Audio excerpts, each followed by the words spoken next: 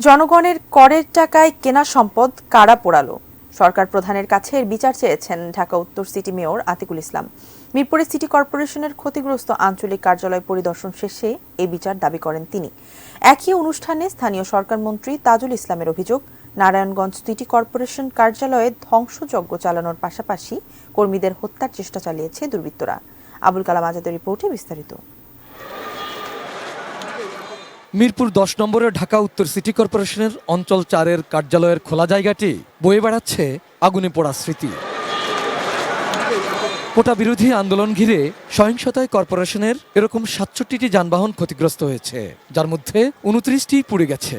ফলে বর্জ্য ব্যবস্থাপনায় 4 ভাগের 1 ভাগ সক্ষমতায় কমে গেছে জানিয়ে উত্তর সিটির মেয়র বলেন, সীমিত সামর্থ্য ব্যবহার করে কাজ চালিয়ে যাচ্ছেন তারা। হাইড্রোলিক ল্যাডারকেও পুড়িয়ে ফেলা হয়েছে। একটি কম্প্যাক্টার 10টি ট্রাকের কাজ করে।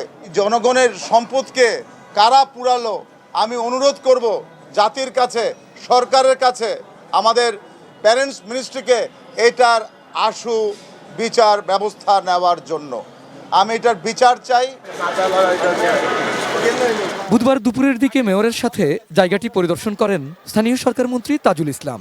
কেবল যানবাহনই নয়, উত্তর সিটি কর্পোরেশনের স্থাপনা সহ অন্যান্য ক্ষয়ক্ষতির চিত্র তুলে ধরেন মেয়র। কমিউনিটি সেন্টারগুলোকে সম্পূর্ণভাবে ভস্মীভূত করে দেওয়া হয়েছে। আমাদের রামপুরাতে আপনারা জানেন আমাদের পাম্প হাউস আছে, এই পাম্প হাউসেও তারা অ্যাটাক করেছিল। ব্যারিকেডগুলো আছে সম্পূর্ণ ভেঙে ফেলা হয়েছে। ইভেন কি আমরা যে গাছ লাগিয়েছি, কোনো গাছ নেই।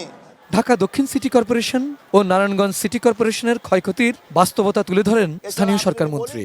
এর পেছনে বিএনপি জামায়াতকে দায়ী করেন তিনি।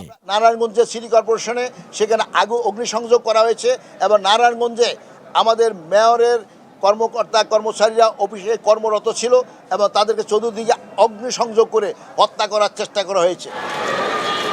Abul Kalam Azad, ATN news, Dhaka.